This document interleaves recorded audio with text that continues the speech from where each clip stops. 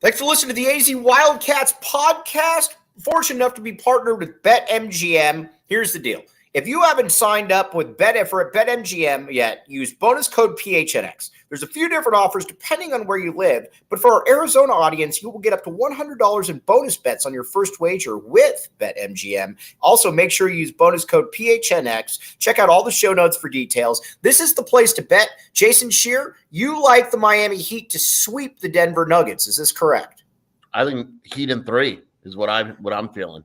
Jason Scheer is looking for the Heat in 3, but you know what? He would obviously look at it and say, where could I bet on this? And you would bet on it at BetMGM. This is correct. That's the only place I bet. That is the only spot now. Let's hear from Shane Diefenbach with the disclaimer. Disclaimer, 21 plus to wager. Visit BetMGM.com for terms and conditions. U.S. promotional offers not available in Washington, D.C., Mississippi, Nevada, New York, and Ontario. Gambling problem? Call 1-800-GAMBLER. Colorado, D.C., Illinois, Indiana, Louisiana, Maryland, Mississippi, New Jersey, Ohio, Pennsylvania, Tennessee, Virginia, West Virginia, Wyoming. Call 877-8-HOPE-NY or text HOPE-NY 467-369, New York. Call 1-800-NEXT-STEP, Arizona. 1-800-522-4700, Kansas, Nevada. 1-800-327-5050, Massachusetts. 1-800-BETS-OFF, Iowa. 1-800-270-7117 for confidential help, Michigan. All right, we got a lot to get to this show. Scheer, first we're going to talk some Arizona basketball. Don't worry, Cody James Martin. We will talk about conference realignment, and we will get to all of this. But first, Jeff Goodman has a list of the top 25 teams in the nation, and he does not have Arizona in it. This is clearly a troll job, correct, Scheer? I would assume so. He really hates Caleb Love. I mean, he does not. There is no in between with him. He does not like Caleb Love. He told me the other day, that he would actually move Arizona down with the addition of Caleb Love. Does not like him. Well, see, that to me is silly, because if Caleb Love is that much of a problem, guess what happens? He doesn't play. Yeah, I even said to him, like, come on. Like, even if you don't like him, and he doesn't, I think he only has 2 Pac-12 teams in the top 25. UCLA is not one of them either. Right. Is he just trying too hard right now? Because I think he's trying a little too hard. I think he's trying a little too hard right now. All right. Yeah, we don't like – now, we got to talk about Caleb Love here a little bit. This is a hot topic on the Scheer message boards. And Caleb Love, I'm just going to say it right now, Caleb Love will start. And here's the reason he's going to start. You don't start 3 years at North Carolina – or whatever it is, and average 17 per game, have your choice of top 10 schools and not go to a school and start Scheer. Now, again, maybe it's the right decision, maybe it's not, but Caleb Love is starting next year for the U of A. Yeah, I haven't even considered him not starting. I would be really surprised. I don't even know what that conversation would look like, because, I mean, he would have started at Texas. He was clearly going to Michigan to start. Like, how do you sit him down? You're like, you know what? We're going to play like 20, 25 minutes a game off the bench. That's not happening, man. It's just not happening. And again, so here's the 4 positions that I think we know are pretty much locked in at this point. We know that Oumar Ballo, leader of men, is starting. We know Keshad Johnson is starting. We know Caleb Love, and we know Kylan Boswell. That to me means that there is 1 spot open for either Jaden Bradley or Pelle Larsson in that starting lineup. Yeah. I mean, that's the competition to me. There's 2 options. You either start Pelle or you start Jaden Bradley. That's it. That's your decision. And honestly, I can make a case for either one of those guys being on there, because, and Jacob Franklin, if you could pull up this roster here, pull up our depth chart again that we like using around here. See, I think Jaden Bradley and Pelle Larsson both have interesting 6th man qualities to them, in that Pelle Larsson has shown that he can excel coming off the bench. He's kind of a steadying influence out there. Or Jaden Bradley can be that dynamic kind of super 6th man right there that comes in and makes his way as well. Either one, I think, works. Yeah, I mean, to me, you either have Pelle in there, a steadying leadership, does a little bit of everything. Jaden Bradley comes off the bench to play either guard spot wherever you need him, or you go 3 guard. Pelle comes in there to be that super 6 man that we know him to be. I mean, right. To me, there's no losing choice. I think they would both be plenty successful. Yeah, and honestly, I don't think Tommy Lloyd's making any of these decisions without all of these guys signing off right here, because Jaden Bradley could have gone to a lot of different places. Caleb Love obviously could have gone to different places as well. This Tommy Lloyd's not silly. Tommy Lloyd knows all these guys had to be on board for this decision. Yeah, and I'm not sure. I know the board has discussed it. Jaden Bradley probably had a promise to start. I'm not sure about that. Not every guy in the portal has a promise to start. And Jaden Bradley, although he started at one point at Alabama, he wasn't starting when he left Alabama. Right. And so, like, the idea that Tommy Lloyd would promise someone that they're going to start at Arizona and play 30 minutes a game when they weren't doing that before just seems a little off to me. I got to give it to Tommy Lloyd right here. And again, don't worry, we're going to get to a lot of realignment talk right here, and we're going to talk some Arizona football. I saw big Wendell Moe the other day. Wendell Moe, we're going to talk about you right there. But I don't really see, like, with and shoot, I just lost my train of thought. Where were we going with this year? I don't know. All right. Well, I'm the one that was leading it. So yeah. Yeah. With Jaden Bradley, though, I think the sales pitch was you're going to play starters minutes. Now, again, you might not start, but Jaden Bradley absolutely is going to play 28 to 30 minutes per game right there, whether that's starting or off the bench, Scheer. Yeah, you were giving. I remember now. You were going to say that you give credit to Tommy Lloyd. Oh, I do give credit to Tommy Lloyd. I got to be honest with you. At the end of last season, you and I had a lot of talks about this, that we're going to find out a lot about Tommy Lloyd this offseason. We're going to find out what he's about, because he was going to have to make some tough decisions, and he wasn't going to have to redo the program, but he was going to have to start. You knew what your weaknesses were at that point. He got some of those dudes out of there. Some went their own separate ways. Wish them nothing but the best. Salute emoji to them. And with the, and the players that he brought in, he clearly took inventory of his roster. And you got to give him a lot of credit, because for a coach that's 66-11, a lot of guys would say, screw this. I'm the winningest coach ever in the first 2 years. Yeah, and a lot of coaches don't do that. Like your boy Muss, for instance, and I'm not, this isn't even a criticism. I'm not sure he takes inventory. Like, I think he just tries to land every single player in the portal and goes from there. Because, they have, 8 guards. It's like, and so, Tommy, to his credit, looks at the roster and goes, okay, I need an athletic power forward, right? That athleticism was clearly, when you look at every guy that he was recruiting, it was a different style than Azuolas, right? Goes out and gets him. Wants guard depth, goes out and gets it. He's very unique in that he's always going to want a lot of size in the front court. Goes out and gets that. So he looks at his roster and he says, what went wrong against Princeton? Why didn't we beat Houston even with a good roster? What is the common denominator? And then he went out and he tried to fix it. All right. Shooting. Great point. Zona Germany says, anybody else concerned about shooting right now? Here's where I'm at with the shooting. Kylan Boswell. Now, we brought in a guy that was trying to get away from shootings with Jaden Bradley, but he's not one of the shooters, though. See what I did right there? But Kylan Boswell, I believe, is going to be I believe he's a good shooter. I think you can probably pencil him in somewhere around 38 to 40%. I think he's going to be good. Then Pelle Larsson, they're all going to be set shot threes with nobody around, but Pelle Larsson, I'm fine with him doing that. And I think Caleb Love will be a decent 3-point shooter because of the offense that Arizona is going to run. But that's kind of it, though, as far as 3-point shooting, Scheer. I mean, look, your hope is that Caleb Love, the efficiency goes up. There's one shooter. Pelle Larsson is capable. He's inconsistent, but he's capable. There's another. Boswell, you assume his shooting is fine. There's another. Keshad Johnson isn't going to be a shooter. So that's out of the equation. Morauskas, if figuring everything goes good with him, I'm just going to say his name because it's so out in the open. Who cares? He's a solid shooter, and he's going to play, right? Vasar isn't a bad shooter. I think the shooting is there. It's just a matter of whether or not they kind of hit those goals in that area. But I don't think it's a bad, I don't look at the roster and go, man, who can hit a jumper on this roster? There's guys that can shoot. Right. And I think a lot of it's kind of the Pelle Larsson thing, and that we know you can shoot. It's just about being able to translate that to the game. We'll get to Zoo here in just a second here. And we're going to talk about some of the weak links to this team right here. Elijah Arenas. We will get to that, Kenny Abbey. Fair enough. But first, Scheer, have you been to Circle K today? Not today, no. I might go later with my broken air conditioning, though. I was going to say Scheer has a broken air conditioning, and I don't know that Circle K can necessarily fix that. But you know what could fix that, though? A Polar Pop. Have you thought about this? Exactly. That's where I was going with that. All right. Scheer, you're a wise man. You're a leader. All right. Make sure you're not missing out on all the great stuff like the Polar Pops, especially if you're losing your air conditioning. Right now, text PHNX to 31310 to join their SMS subscriber club and get a buy one, get one free offer on a 32-ounce Polar Pop. Scheer, it's calling for you right now. It's calling for you. Don't ignore it.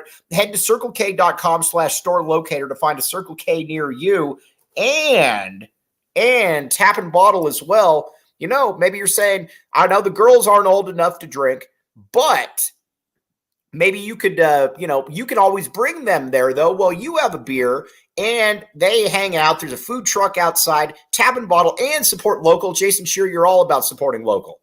Yeah, they're not old enough to drink, but they're old enough to force me to drink. So yeah. And that's what you're going to do. Support either the Northwest side or the downtown location right there, Tap and Bottle. Aaron Torres had a commitment come up, so he was not able to come in. But Jason Scheer, the ultimate pinch hitter, came in. This is David Ortiz coming off the bench right now after not playing all season. That's how good Scheer is. You know how much confidence Mike has in me? He doesn't even ask. He just posts that I'm going to be on the show, and I wake up and see a Twitter notification, and I say, let's go. That's the kind of faith I have. And he said, I might have an air conditioning guy come and said, don't matter. Hop on right now. Scheer, again, salute emoji. We're going to get to the schedule here in just a second. Azuolas Tubelis cannot come back. He's gone. He's been gone for a month. Scheer, confirm what I've been saying. There's like a small amount of people that even up to last night were like, Zoo hasn't said anything. Zoo didn't even announce that he was entering the draft. Right. I love it. It fits him perfectly. But yeah, he was never coming back. When Arizona got Keshad Johnson, that was the end of Azuolas Tubelis coming back. Do you ever see Azuolas Tubelis on an NBA roster? No, I'd be really surprised. My guess is he gives the Summer League and G League a chance or whatever it is, and then he's in Europe in a year. Making a great living, though. I'm kind of the same way. With that. All right. Honestly, I think, now listen, he's a much better player than Kerr. But I do think that sometimes moving on is just maybe it's just kind of right for both sides. I mean, Azuolas is awesome. Would have welcomed him back, obviously. But, some of the limitations come March would show up. And I think it was time for Tommy Lloyd to get his own roster in play here. And that's what he did right there. Yeah, I mean, people are saying, why isn't Zoo coming back? And believe it or not, and it doesn't happen often, Zoo's agent in Arizona were on the same page. And it was basically what would Zoo be coming back for? What is he improving? His mentality isn't changing. Right. That is what it is. Maybe he shoots a couple more threes a game. Do you want him doing that? Right. Do you want him all of a sudden becoming a three-point shooter? That's it. He's not becoming a better rebounder, better in transition. He is what he is. So really, you're just delaying his professional career and taking a year off that clock. Some guys have chosen to do it because of the NIL money and all that. But both parties said, you know what? It's probably for the better. Arizona would have absolutely taken him back, but he is what he is. And when you're like that and you've kind of reached your ceiling in terms of capabilities and all that, it's time to go pro. Do you see Azuolas Tubelis possibly being a Julius Randle in the NFL or in the NBA right there? Julius is getting traded. Just watch. Is he getting traded though to bring in Azuolas Tubelis? I would take Zoo over Julius Randle. No, I wouldn't. They're similar, right? They got a similar style of play. Yeah. And they both disappear in the postseason. And that's all that was mean. I didn't say that. That's why you got Philly B coming in here, dude. But by the way, that's one of our best bets that we have going about the who plays more meaningful minutes at the U of A, Philly B or Conrad Martinez. I like that. That's good. Well, you got to keep in mind too, if Philly B doesn't play this year, does he transfer? So we'll see. Yeah, I would assume he does. But you know what? I will take one full year of Philly B, and I'm going to take my chances right there. All right. We got to talk, and then we're going to get conference realignment. We got to talk about Jamari Phillips, and then we'll talk about Elijah Arenas. Kenny Abbey with a good question right there, as always. Jamari Phillips, he continues to blow up right here. Obviously a great kid. Can you give us any form of insight then into 24/7? Oh, bring him in. We're pooch friendly on this show. Come on. Just got attacked. Yeah, I was going to say, you're just getting a kiss right there. Yeah, they're playing. The with Jamari Phillips, though, the more I'm watching him, the more he's blowing up. This feels like a top 25 player. It just does. He checks off every single box. I know I sound like a broken record, but he checks off every box. He's got better than advertised athleticism. He's got a great basketball build. He's a great kid, fantastic shooter. Ball handling is coming around. I don't understand why he's not a top 25 guy on every single board right now. Well, give us a little time here. We haven't come up with the new rankings. We don't just move guys up and down. I do think that the new rankings, he should be top 25. I mean, I was there. Will you fight for him? I will fight for it. I was in, Bossy was in Phoenix with me, and we both watched him drop 35 points or whatever it is. And he straight up told someone very, very close to Arizona coaching staff, hint, hint, that he would move up in the rankings. Carter, I would assume Carter will move down, which makes sense. He hasn't been playing well. He's a completely different type of prospect than Jamari, but Jamari's going to move up. I don't know how much, but he's absolutely moving up in the next ranking. So we have your word that you will fight for him behind the scenes when nobody is looking. Yeah, I will fight for Jamari to not only move up, but to be a McDonald's All-American as well. Excellent. By the way, his dad is a great follow on Twitter. He has the things great dude. We're going to have him on again here soon. I think he was jealous when he saw me go into Lucky Wishbone the other day, and he said he wanted to come back on the show. I like that. But Jamari's got this thing outside of his house that's awesome. One of those ball return things where he's shooting in the streets and it goes right back to him. Big fan of that, Scheer. Like this kid a lot, and I got to give Jason Scheer. I got to give Tommy Lloyd a lot of credit for getting in on him and getting that commitment secured early because this kid's fantastic. And remember how that played out? Like everyone assumed that he was going to UCLA. I mean, It was just a matter of time, and Arizona kept at it. We had some people on the board saying, "Why is Arizona wasting their time?" And then a few weeks later, he's committing to Arizona. Right. Like at the end of the day, Tommy's process is strange to a lot of people. It is very different to a lot of people, but it is more successful than not. And he's going to have losses. And I think because he recruits so little amount of guys, those losses are magnified. Right. But he has a plan. Like he knows what he's doing. But that was fantastic, by the way. It makes our job more difficult though, because we don't get to speculate on players as much. Though I like having rumors where even if it's not true, we can at least speculate it and kill some of the summer months. We don't get any of that with Tommy Lloyd. Well, yeah, I mean, like I remember, like I've told you, like we go to AU events, like we're gonna go to the Section 7 or whatever it is in Phoenix later in the month, and we're gonna watch 5 guys, right? Right. Like, and it's gonna be like those are the 5 that Arizona's focusing on. Well, under like Sean Miller or even before that, I would be watching 30 people. Right. Like I remember, like when Joe Pasternak was here, I'd be going to random gyms watching dudes that I've never heard of, and it was like, what are we doing here? Like I think I saw Paul. Remember Paul White? Oh, I do remember. Paul White that went to Georgetown and Oregon. Oregon great Paul White. I think I saw Paul White with Pasternak in a gym, like in the middle of Vegas or whatever, when he was in like 7th grade, and no one was in the gym. It's just like that's how it was, and like now it's just. And also, to be fair, it's not just Tommy; it's the transfer portal. Right. Like you don't have to go in on 30 guys because if you miss on high school kids, you just go to the portal and pick it up. Lost Highway says Tommy hid behind a bush to sign Philly B like Mike did to Dylan Anderson. Dylan Anderson, who has stayed with the University of Arizona, we can bank on Dylan Anderson being on this roster next year. I'm saying it right now. Yeah, why not? All right, now TJ Van Martyr, we love TJ Tua, but TJ is wrong here. He said that Lucky Wishbone sucks, and he said it's gross. Every time I ate there, I felt like I was eating motor oil. I will say this. I've lived here for over 20 years. I've never ate Lucky Wishbone. Why? It just doesn't do it for me. All right. Well, fair enough. All right. I'm a little nervous. To each and to their own. They're very, very good. I got you onto Buffalo spot, and you haven't gone back since. Yeah, because I almost died that night.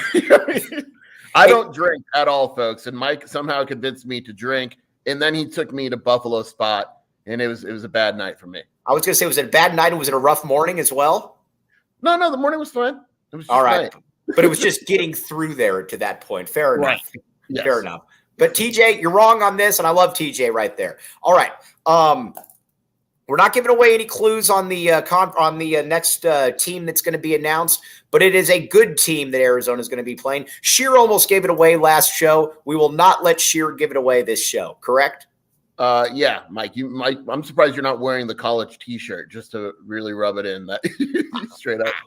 But I will say I would very much get enjoyment out of beating this team right there. So we'll leave it at that. Now let's talk some conference realignment right now. There's a lot of smoke around Colorado leaving the conference right now. There's a lot of smoke, and even some guys that play it more conservatively, like Dennis Dodd, put on there. Steve Hernandez, I can tell you, it's not Nebraska. It's actually a good basketball team they're playing. Lloyd came back though. What's that? Oh, dude. Lloyd came back to Nebraska. As they call him, the Japanese Steph Curry. That's right. Big I mean, I'm not sure what to say, but let's talk conference realignment here. Colorado, and we're just speculating here, but it's fun. Colorado, there's a lot of smoke around them leaving the conference. Like I said, Dennis Dodd, we've had on the show multiple times before. Good dude. Generally a little bit more conservative when it comes to these kind of projections. He said that there has been substantive talks recently between Colorado and the Big 12. Again, certainly I'm not an insider, but I will say that I do believe that Colorado will leave this conference. I know. Yeah, I mean, I was going to say your dogs agree.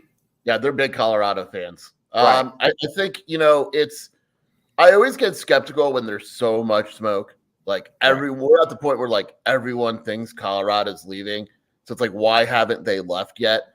But man, there's a lot of smoke. Like there's a lot of reporters and all that are basically saying it's time. There's another one that came out today that is Matt Brown, I believe his name is, that's skeptical with everything. And he's saying that he's heard major discussions. It just feels like if there's a school that's going to leave for the Big 12, Colorado will be first. Like, and it does make things easier for other schools to leave. I know that people are saying, "Why is Arizona here? Why is it so and so here?" I'm just saying it makes things easier when another school leaves first. It just it just does. And Colorado is a natural fit right there. Also, the Colorado president didn't exactly put any water on that fire with his recent remark about how, after saying that MacGyver's tweet was nonsense, then going out there and basically saying, "Yeah, we're definitely going to look at everything, and we will do what is best for us at the end of the day." Yeah, I think that Rick George quote, the AD, opened up a lot of eyes, because that wasn't "we're happy, this is where we're going to be." That was, "We're happy for now, but we're going to do what's best for us." And if you compare his wording to Dave Hickey's wording, it feels like it was pretty much the same message, where we want to be in the Pac-12, but at the end of the day, basically, if those numbers don't come, we have to do what's best for our school. That's basically what Colorado and Arizona are saying. I am curious if numbers actually ever do come. We're this far in, and we have no numbers still. It's fantastic. I mean, they just announced today that Football Media Day is July 21st. Like, they have to have something done by then, right? Well, Scheer, you would think so, but we said this, like, we've been saying this for like 10 months, though. Well, they got to have something by so-and-so. They got to have something by so-and-so. They're saying, nope, we don't. Watch this. We won't. No, I'm just saying, like, movement or something. And remember, like, the fiscal year is over. The fiscal year ended today, I think, which is why a lot of people think June is going to be the month where we see some movement one way or another. Like, this just feels, to me, no, I'm not going off any inside info. Like, instinctually, this feels like a big month for realignment. I was talking with somebody off record who was talking about Colorado, and he did say that if he were to name the coaches in the country that have the most control over their athletic department, he said it's probably Nick Saban, number one, and then it's probably Deion Sanders at number two. He said Deion Sanders absolutely controls that athletic department, and it's not, he said, not necessarily a bad thing. He said, but when you sell out your spring game, when you bring in the top 2-rated cornerbacks in the entire country the last 2 years, Deion, the icon, is going to – Deion, they're not doing anything without Deion's blessing right here. They're just not. Yeah, I don't understand why people are so incredulous when reporters otherwise say that Deion has a major say. He has a major say. Yeah. Like, they made a legitimate amount of money off their spring game. They sold out a spring game. They're on national television to open up the season 3 games in a row. if Deion's not the coach, that's not even a consideration. Think about this. I just saw they moved the Washington-Michigan State game to Peacock. It's only on streaming. Right. And those are two decent football teams right there. That's a nice early season game. Right. Colorado versus whoever is on national television because of Deion. It's not because they're better than Washington. And so the idea that they're not going to do everything they can to keep Deion happy, because the happier Deion is, the more likely he is to stay, whether you think it's likely or not. He's still more likely to stay, and the more money they bring in. It would be catastrophic if they just go, you know what, we're not even talking to Deion. Yeah, because Deion also is, by the way, people like ASU are insane. Why in the world would you have not hired Deion Sanders this offseason? Can you imagine Deion in Phoenix? Yeah, I think the biggest issue is, and Colorado's probably going to run into it, is the general belief is as soon as Deion wins, he's gone. Like Deion, no one thinks Deion's in Colorado in 3. Do you think Deion's in Colorado in 3 years? No, I think he watches his kid play for 2 or 3 years and then he bounces. Right. So do you want to do this all over again, or do you want to hire a guy like Dillingham that you know will be? Yeah, that's fair. I actually, like I said, I've actually warmed up to Dilly. I think that Dilly is actually going to be a fairly good coach for them. Plus, I don't think he's ever going to leave. I think Dilly would turn down Alabama to stay at ASU. Yeah, I do too, actually, which is wild. I mean, he really, really wants to be there. All right. TJ Van Martyr, TJ Tua, we'll forgive you for the Lucky Wishbone remark right here. But this is what I got to keep coming back to. And again, I get it as a sports fan, and trust me, as all of my degrees are from the U of A. Scheer's degrees are from the U of A. So we're not dissing on the U of A education. But these are still school presidents at the end of the day. And their first thing is grants academic rights, and the Pac-12 is a drastically superior conference, even without the LA schools, to the Big 12 when it comes to academics. Now, you could say that Arizona is more in line with schools like Kansas as far as where they stand academically, but I've heard this, a couple times from people, and they've said a lot of times you're judged by the company you keep. I don't necessarily agree with that, but from academic prestige factor, there's no comparison between the Pac-12 and the Big 12. There's just not. Yeah, and look, you're right, and it's, we love athletics. Clearly, that's where what we're. Yeah, that's what all I care about. Right, and like you mentioned the other day with like you had TJ on last week or whatever, and his focus was only on academics. And their school presidents, like the school president of Cal, I guarantee you couldn't care less about athletics. Michael Crow, same thing. Yeah, if they got rid of the AD tomorrow, he'd be like, whatever. Michael Crow, same thing. They say, hey, we need to upgrade Wells Fargo Arena. He goes, no, we don't. Like, have you been in there any time lately? Yes, they do. It's awful, right? But Michael Crow doesn't care because academics and all that. And I get it. There's some presidents like that, and that's why they don't care if they're in the Big 12, the Big Sky, or the Pac, as long as the research money is there. Then you have other guys where they need the money. They need the athletic money that brings in. They want that it cares. They care more about it, and so they're more likely to be one of those first schools that leave. I was, and it's funny, I do like TJ. I thought TJ acquitted himself very well. I did laugh a little bit though when he was comparing Arizona to Stanford academically. Though I will say this: I've never thought of my degree as being similar to something that you get in Stanford. Scheer, have you considered this? Well, I did tell you that Arizona and Michigan were on the same page. This is true. It's not. You did say that. I still have the tweet. I showed Kobe Thiel. Can we all just also clarify that Caleb Love's issue wasn't grades. Right. It was transfer credits. And Arizona used to have a similar issue with football. They wouldn't take D's when all the other schools were taking D's. It's very weird. It's not on the same page. Like I remember when I was coaching high school, I don't remember what it was. Soccer. At Sunnyside. At Sunnyside, we, believe it or not, at Sunnyside, if you had a D, you could not play in that game that week. But we would play schools like Tucson High, which is like you just had to be breathing to play. Right. Like they didn't have that. Scheer, putting down the Badgers. All you fellow Badgers out there, go at Jason Scheer. What Saguaro's rules with athletics?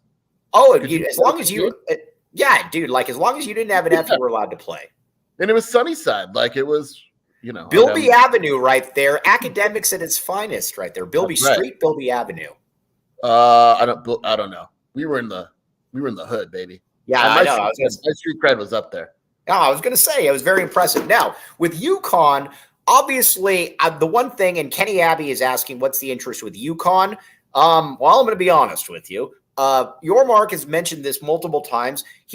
I think his plan is that he wants to make this unquestionably the best basketball conference in the country, and I can totally get behind that philosophy right there. He said, we're not going to probably surpass the SEC in football, but if we can have our stake where everybody knows this is the best basketball conference, there's a lot to be said for that, Scheer. I know the numbers with all that, but adding UConn, a team that's won 5 national titles in the last 25 years, is an easy sell in my book. Yeah, so I think I've said this before, but if not, we'll break some news here, whatever. So his plan is to build, we've said this, his plan is to build the best basketball conference in the nation, right? By far. And then from what I understand, one of the plans with that is to hold a preseason conference tournament in addition to the postseason. And the preseason would basically match up teams. That.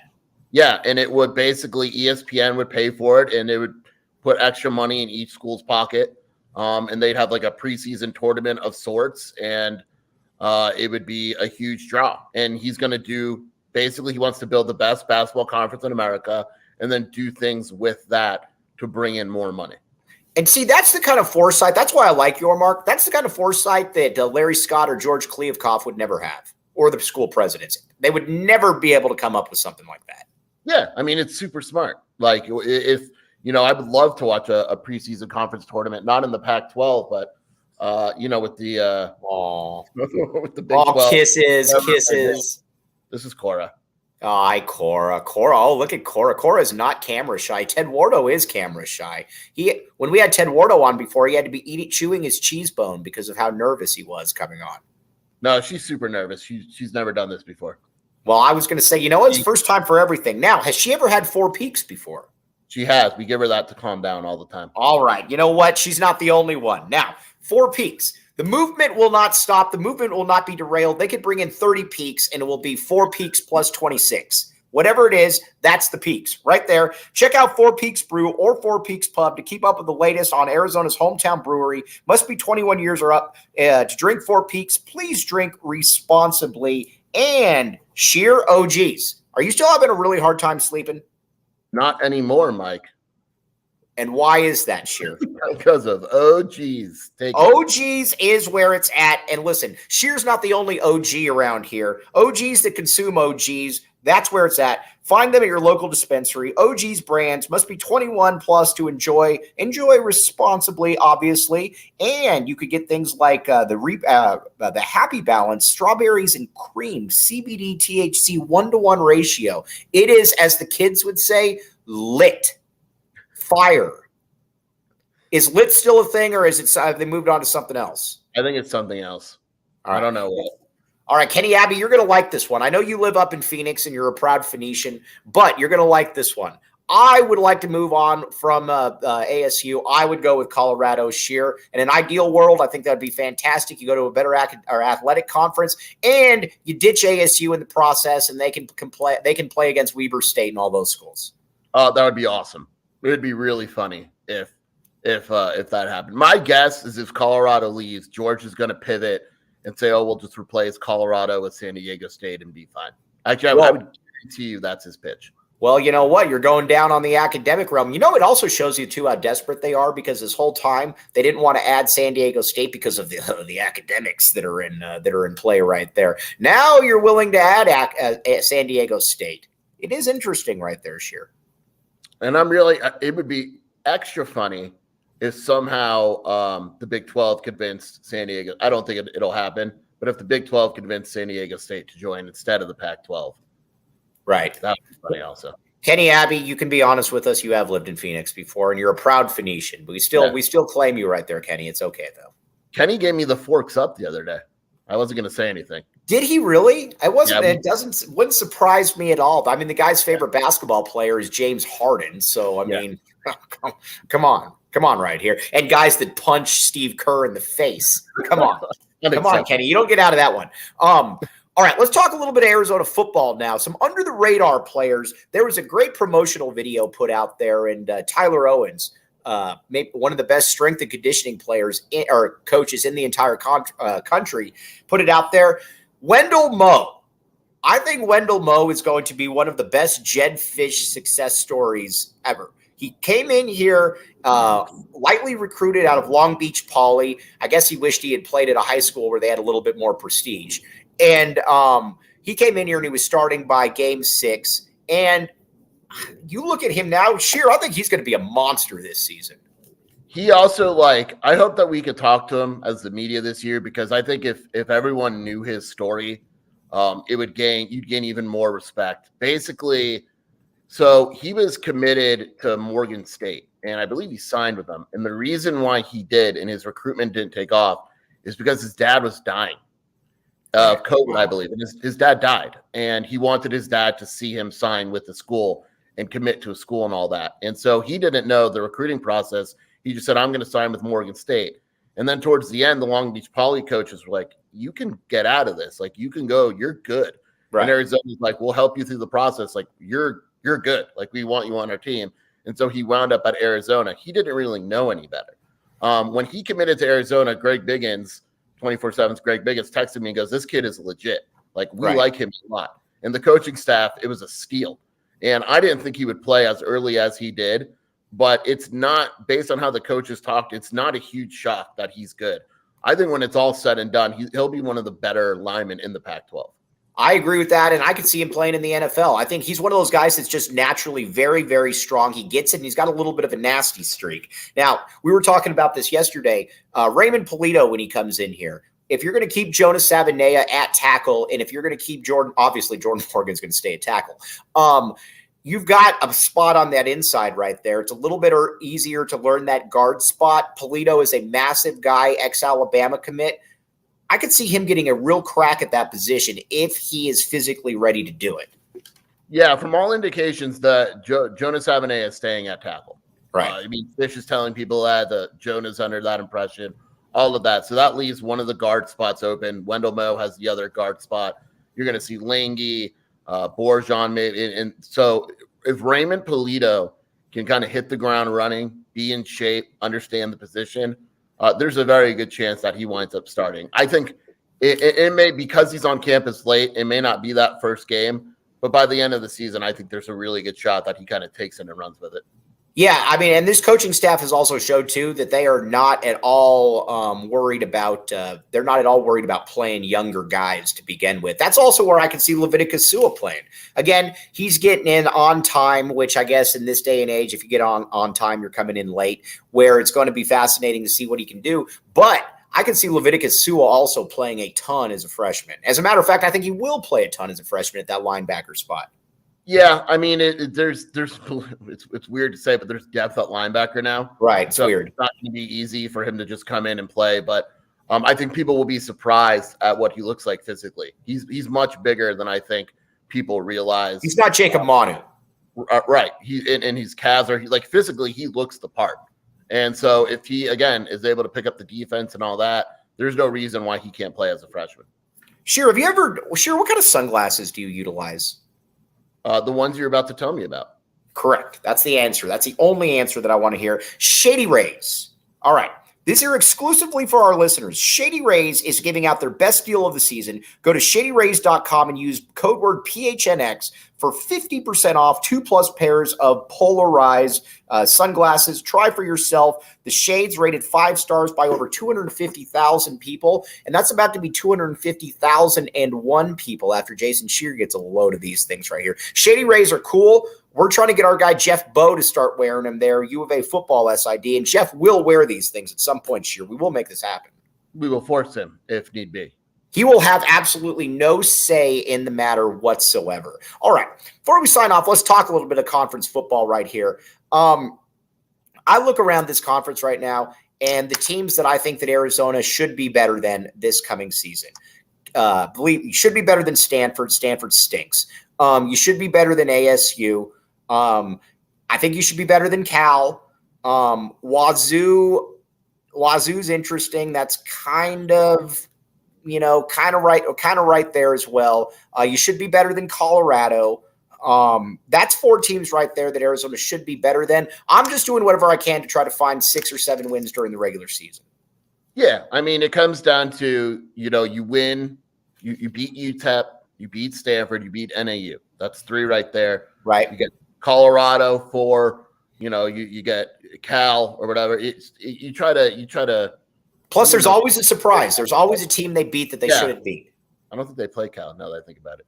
Right. I don't think they do either. That's why the second I said it, I'm like, But yeah, and then you got to get that one surprise, which would be like an Oregon State or a Washington State or a UCLA.